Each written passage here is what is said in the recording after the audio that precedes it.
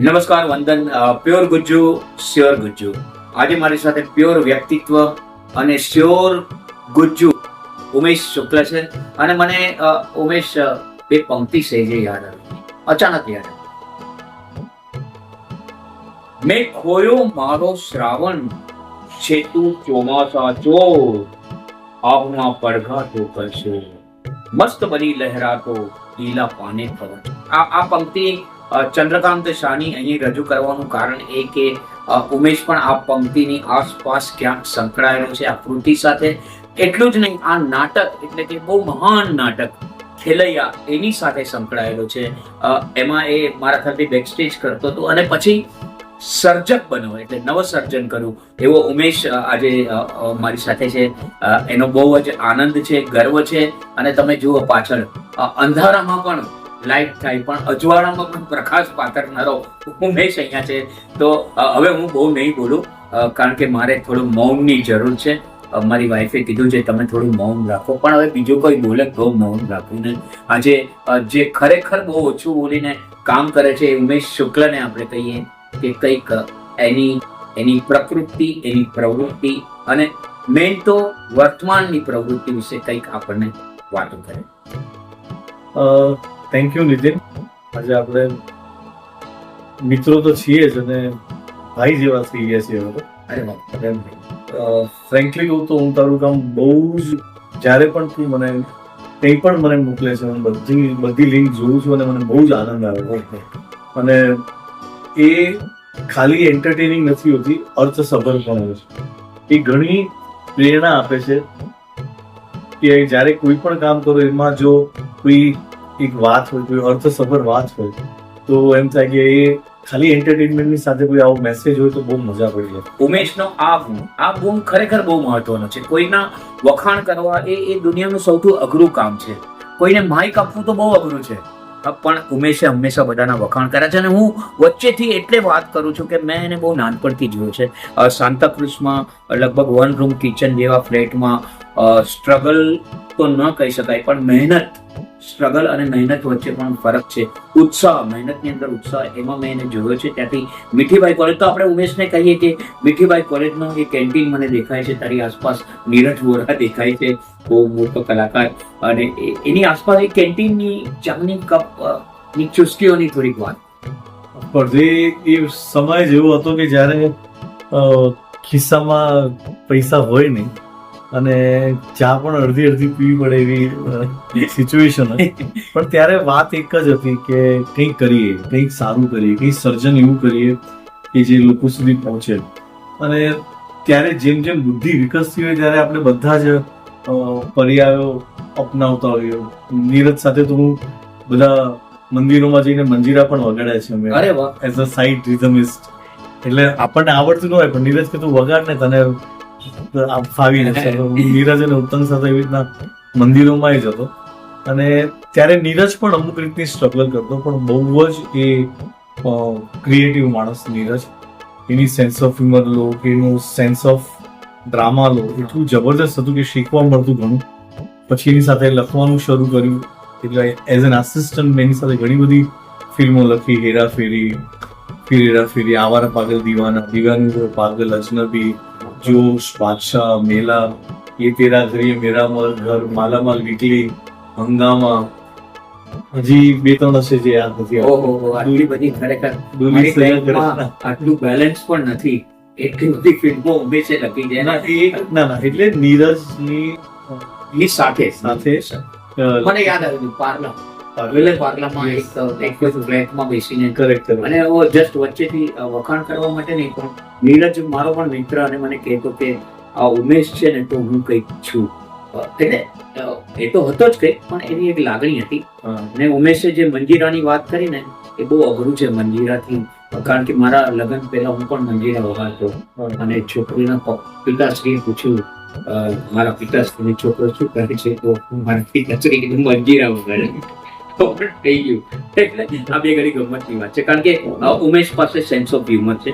તો એની હાસ્યની થોડીક વાતો, એને ઓ માય ગોડ જેવી મોટી ફિલ્મ લખી, એમાં જે હાસ્ય બોલવું સહેલું છે, પણ એ લખવાની પ્રેરણા કઈ રીતે મળી?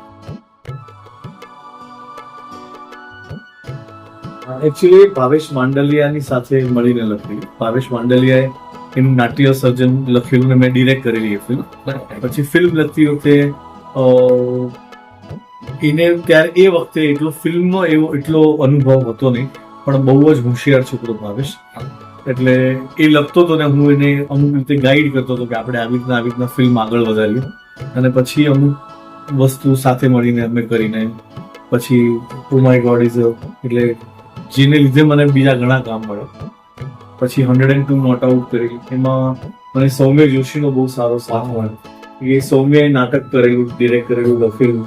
એ મેં ફિલ્મ ડિરેક્ટ કરી, લખી તો સૌમ્યાએ જ હતું, પણ એટલી જબરદસ્ત લખેલી સૌમ્યાએ કે બહુ શીખે. અને બીજી એક વાત કરું કે બહુ ઓછા વ્યક્તિઓ એવા હોય છે કે જે ગ્લેમર અને ગુલમહોર આ બંનેને સાથે રાખીને કદમ ચાલતા હોય છે એના, અને બીજાને પણ એક સહભાગી બનાવતા હોય છે. ઉમેશ એમાંનો એક છે. તો આ રંગભૂમિ અને ફિલ્મ આ બંનેમાંથી બહુ ફ્રેન્કલી કયું માધ્યમ આજે પણ પસંદ કરે?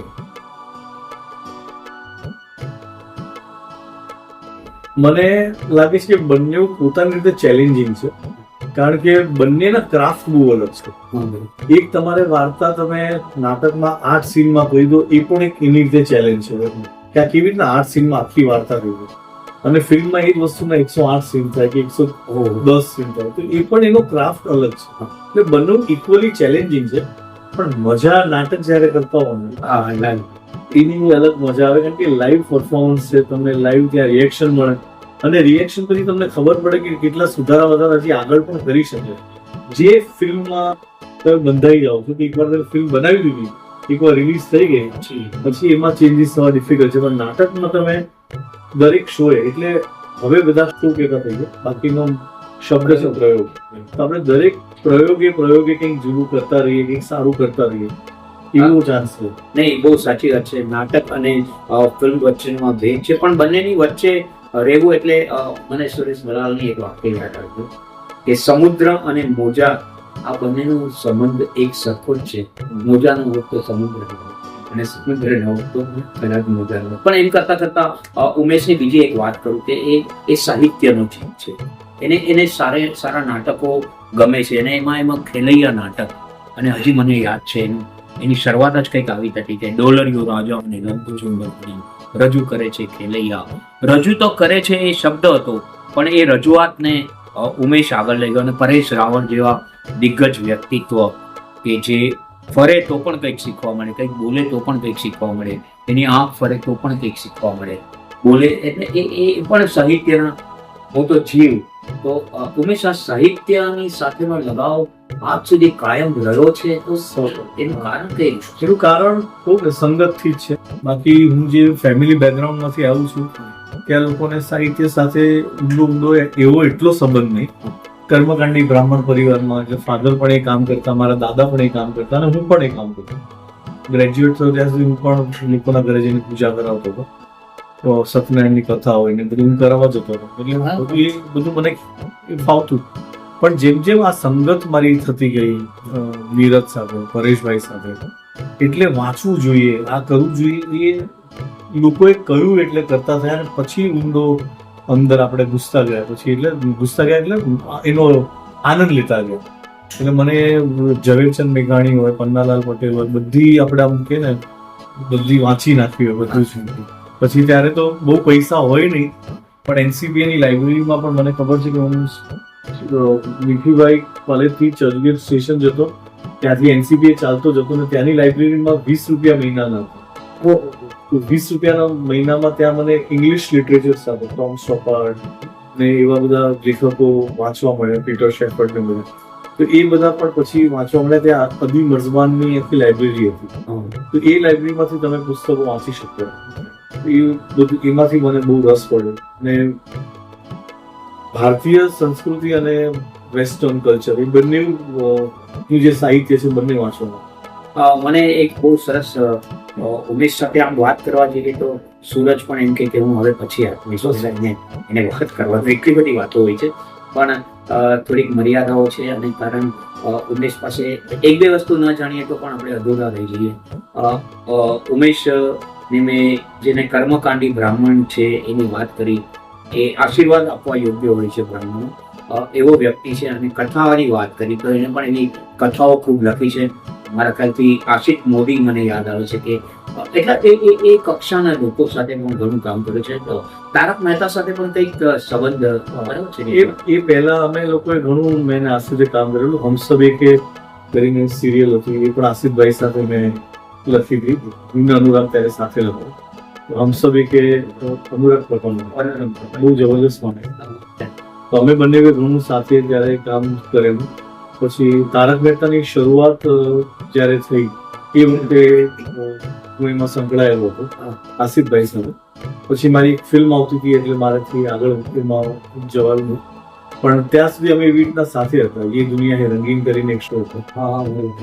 તો કભી એ કભી વો એ વખતે પણ મેં અમુક આસિફભાઈ સાથે એપિસોડ્સ લખેલા.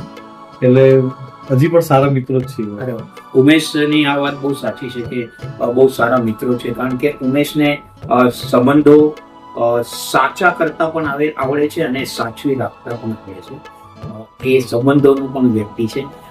અને અત્યારે મૂળ તો જો बीत गई सो बीत गई, अंबर के आनंद को देखो कितने उसके तारे टूटे, कितने उसके प्यारे छूटे, जो छूट गए वो छूट गए, અંબર શોક મનાતા હોય. એટલે ઉમેશ પણ ક્યારેય મેં એને દુઃખી જોયો નથી. અત્યારે વર્તમાન પરિસ્થિતિ એટલે વર્તમાન કાળમાં આ પરિસ્થિતિમાં એ શું કરે છે એ મારે અને તમારે જાણવું ખૂબ ખૂબ ખૂબ અને ખૂબ જરૂરી છે. તો અત્યારની કંઈક વાતો. અત્યારની વાતોમાં 3 નાટકો એક સાથે ચાલી રહ્યા છે. વેલકમ જિંદગી તો ચાલી જ રહ્યું છે, ટીકુ પીકુ ચીકુ ચાલી રહ્યું છે, અને બીજો એક પ્લે મારો માધુરી દીક્ષિત. એ 3 પ્લે ચાલી રહ્યા છે. અને ગઈકાલે જ એટલે કે 12મી સપ્ટેમ્બરે 2 હિન્દી ફિલ્મો રિલીઝ થઈ. એક ચતુરનાર અને હીર એક્સપ્રેસ.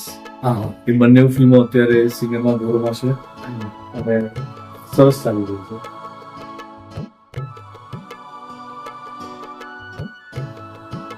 ઈશ્વરની કૃપા છે. અને હું બધાનો સાર જો કહું, સમયની મર્યાદાને ધ્યાનમાં રાખી આપણે કશું જ નથી કરતા. બધું કરાવનારો ઉપરવાળો છે. એ કે તો જ બધું થાય, એની ઈચ્છા પ્રમાણે જ થાય. હું તો કહું છું કે પ્રયત્ન આપણે કરવા જોઈએ. હું તો કહું છું પ્રયત્ન પણ એ જ કરાવે છે. અરે વાહ. આપણા પ્રયત્ન કરવા જેટલી પણ શક્તિ આપણામાં નથી, જે બધી ઈશ્વરના થકી જ થાય છે. એટલે થેન્ક યુ હું તો કહું ભગવાનને કે તમારી દયાથી જ આ થયું છે. એક વાત મને યાદ આવી કે જે પાર્સલ ઉમેશનું ખરેખર કહેવા યોગ્ય, વખાણવા યોગ્ય અને જીવનમાં ઉતારવા યોગ્ય પણ ખરું, એ છે આધ્યાત્મ. ઉમેશ એ પોતે એક આધ્યાત્મિક જીવ છે. મેં એને ઘણીવાર સ્વામિનારાયણના સંતો સાથે વાત કરતા, એમની પ્રવૃત્તિઓમાં આંગળી પકડતા, પ્રમુખ સ્વામી મહારાજના આશીર્વાદ લેતા, મહંત સ્વામી મહારાજનો, ભગવાન સ્વામિનારાયણ, અને દરેક ધર્મ, દરેક સંપ્રદાયને માન આપતા જોયો છે. તો એને એ જ વાત કરી, આધ્યાત્મ અને આ સંબંધ. એની વિશે એક છેલ્લી બે મિનિટની વાત એ આઈ થિંક નાનપણથી ગળસુથીમાં જ કહેવાય ને. એ અમે હું વાતાવરણ, હું 7 વર્ષની પહેલા હું ભુલેશ્વરમાં રહેતો. ભુલેશ્વરમાં આપણે આજુબાજુ મંદિરોથી ઘેરાયેલા એવી ચાલીમાં જ રહેતા. આપણી આજુબાજુ 135-140 મંદિરો હોય. તમારી સવારે મંદિરના ઘંટારોથી થતી હોય અને કુવાના પાણી જળધરીઓ લઈને આવતો ને આખી એ આપણી ત્યાંની. એટલે પેલું નીરજના પપ્પાની જે પંક્તિઓ છે ને મંદિર, બહુ સુંદર, બહુ અદભુત પંક્તિ છે કે સુના રે મંદિરિયામાં ઝાલર વાળું, મન રે મંદિરિયા જીવનની કેડી ઉપર ડગમાંડું, ત્યાં સનાતન સુરનો સથવારો લાગે, સુના રે ઝાલર. નીરજનો મિત્ર ઉમેશ અને એનું સુના મંદિરિયામાં કોઈકે ઝાલર વગાડી દો. આ થોડું કરું છું તો ઝાલર વગાડી તો એ નિરખી દીધો. એ ઝાલરનો અવાજ આજે પણ મારા અને તમારા કાનમાં સાહિત્ય રૂપે, શબ્દ રૂપે, એક મીડિયાના માધ્યમ રૂપે સંભળાય છે અને સતત ગૂંજતો રહે છે. એવો જ ગૂંજતો રહે. આ તો મેં નાનકડી મુલાકાત પણ ન કહેવાય, એક વાતચીત કરી. કોઈ સ્ક્રિપ્ટ તૈયાર હતી નહીં, કારણ કે બોલપેન જ નથી, નવા ઘરમાં કશું કાગળ પણ નથી અને વાચક પણ નથી, તો ક્યાં રાખે. પણ આ તો બે ઘડી ગમત સાંભળી છે, વાંચી છે. પણ એક નાનકડી મુલાકાતનો નાનકડો અંશ જ રજૂ કર્યો છે. પણ મને એક છેલ્લો વિષય થઈ ગયો છે તારી મરજી હોય તો, કારણ કે પેલું કહે છે ને કે હરણ તરસે મારું આ હાંફી રહ્યું છે, જવાર પક્ષીનું છે. હરણ તરસે મારું આ હાંફી રહ્યું છે, પ્રથમ એને પાણી પીવડાવો લોકો, તરત એ બેચારાને હેતોનો પૂછ્યો કેવો રહ્યો જાન જવાબ. તરસ હોવી જોઈએ, અને એ તરસ મેં મારા મિત્ર, મારે જેની સાથે હું લાગણીથી બંધાયો, આજે મને એને ભાઈ પણ કહ્યો, એટલે જેની સાથે હું લાગણીથી બંધાયેલો છું, એ ઉમેશને આપણે શુભકામનાઓ તો છે જ, પણ વધુ ને વધુ તમારી સર્વની પ્રકૃતિની અને પ્રકૃતિથી પર રહેલા પુરુષોની પણ શુભકામનાઓ મળે. અને આપણે શરૂઆત કરેલી ખેલૈયા નાટકથી, એ પણ એક ખેલૈયા જ છે, એટલે મને રમેશ પારેખની 4 પંક્તિ યાદ આવી ગઈ. રોયલ્ટી તો હું રોઈમાંથી નથી આપતા, પણ છે કહેવાય ને કે આકડ વિકડ આંખ કાન વરસાદ ભીંજવે, હાલત ડોલક પાંચસાનો વરસાદ ભીંજવે, ચોમાસું નબલ તપત વચ્ચે સોળ કળાએ, ખીલો ને વરસાદ ભીંજવે, અંધારું ચાકોર લોહીની પાગલ સુધી વરસાદ ભીંજવે. લાંબી કવિતાની છેલ્લી 2 પંક્તિ બોલીએ તો બધું આવી જાય કે અહીં આપણે બે તમારા બધા વતી કહું છું, અને મારી વાઈફ વર્ષા છે, વિડીયો લઈને બેઠી છે, વિશ્વાય છે, કૃષ્ણબેન છે, અને બધા જોઈ રહ્યા છે. તો અહીં આપણે બે અને વરસાદ ભીંજવે, મને ભીંજવે તું, તને વરસાદ હંમેશા જ કીધું તને વરસાદ. એના તરફથી તો ભીંજવાનો જ છીએ જ આપણે વરસાદ, પણ આપણા તરફથી પણ એ લાગણીના વરસાદમાં સતત ભીંજાતો રહે, એવી જ અપેક્ષા અને એવી જ આશા સાથે કંઈક બોલું ચાલુ હોય તો ક્ષમા સાથે, માફી સાથે